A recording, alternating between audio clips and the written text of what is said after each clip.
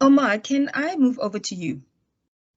Audit of the future is a concept being thrown around. What is it in practical terms? Can you just lay it out for us?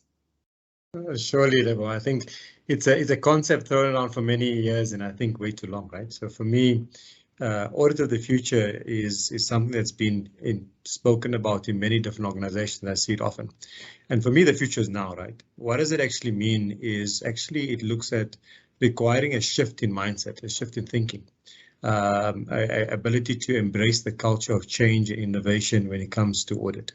We're seeing there's an advancement in technology across organizations, and in this rapid changing environment where we've got a fast-paced technology environment, audit needs to shift focus to align to that, to ensure that we remain credible, we remain authentic in what we're saying, and also we also provide real-time assurance to management that adds value to the area. For me, the audit of the future touches three elements. One, the use of technology and automation of testing. What is that? Is the ability of audit departments and audit leaders to leverage of technology to make and provide efficiency in the way in which internal audit departments actually operate. We've seen some of the organizations explore the use of drones, for example, whether it's in the mining industry or in the manufacturing industry.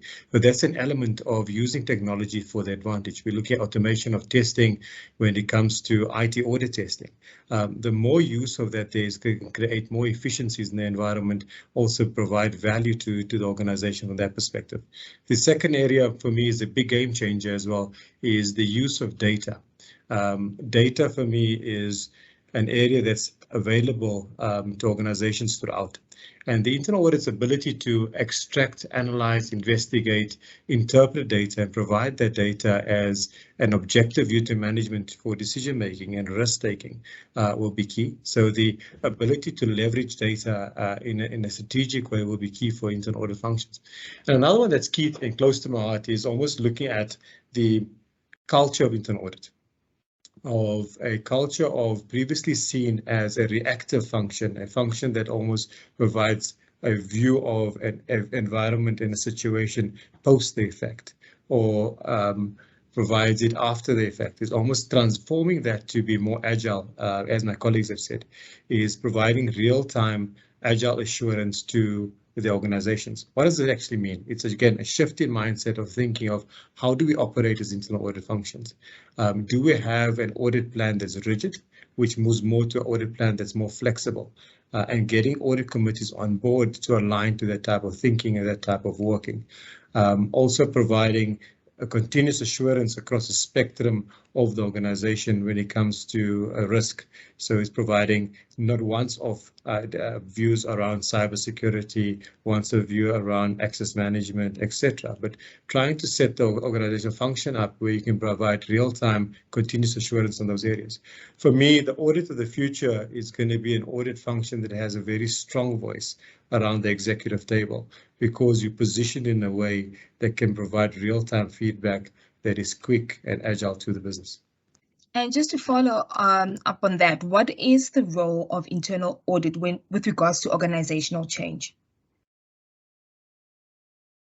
I mean, for me, let's maybe unpack that. So for organizational change, of course, we see that as quite key for organizations to deliver on either strategic or transformational agenda, right? So organizations kick off change initiatives as the vehicle to deliver on their strategy, whether their strategy is to have a more digital organization, whether it's to grow their customer base, etc. Often we've seen in the past internal audit functions look at those solutions post the implementation of it, which is too late, right? Either the organization spent a lot of money and not reaped the benefit, or they've made an impact to the control environment without getting value out of it.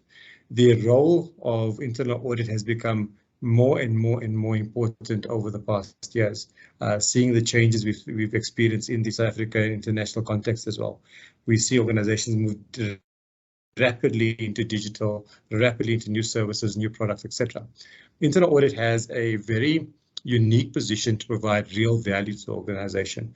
Again, coming down to a term which is coming around independent advisors rather than independent assurance providers, to be able to provide risk advice or risk assurance to management real time as and when they're building out these new solutions, as and when they're building out these new products. So positioning yourself, positioning internal audit to take on the assurance and the oversight of these key initiatives is, for me, not a nice to have, but a must have, because that actually helps the organization to deliver their strategy in a way that's going to meet their objectives.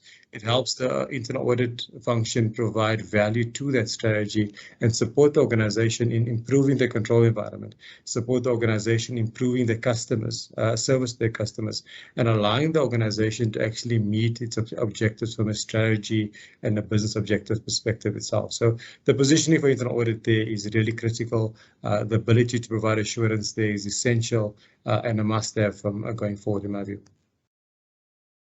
And how do organizations make this practical, Omar? Yeah, interesting question, Lewa, and I get the question from clients from time to time as well. It's not as easy as taking an IT auditor or business auditor and say, now we're building this assurance over change and the strategy. So it takes the good thing I see is there's a shift in focus across the private sector. We can see mature internal audit functions taking this seriously and actually putting investment behind building assurance and around their change business or the organizational change. Making it practical is almost the internal audit function needs to understand what's the size of change in the organization, what is the strategy of the organization. So again, getting the function to think strategically. Where is our organization going? How do we support our organization to get there? How do we protect the organization from any regulatory breaches? How do we protect them from impacting the customer, impacting us from a risk perspective? That then changes the thinking from a mindset to say, this is where I would like to focus the internal audit function to support the organization on this journey itself. Then it comes down to the second part of the question, which is almost looking at, so how do we get there? What's the capability to get there? It is an expensive exercise to go and build a fully fledged capability on your own. And does it actually make sense? No, because you want to leverage off industry experience. You want to leverage off SMEs in the market. And we always work with organizations to say, how do you create a hybrid approach where you build some capability internally to support you in providing assurance of organizational change, but also leverage of expertise in the area like we've built to use the resources that have actually done this type of work before, has been in this type of organizational change before, to support you on providing assurance on the organizational change journey, as they call it, the change book of work.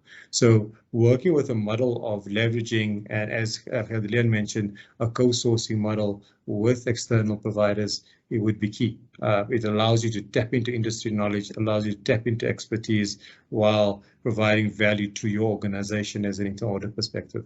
So it requires strategic planning and almost look at different approaches to execute on it.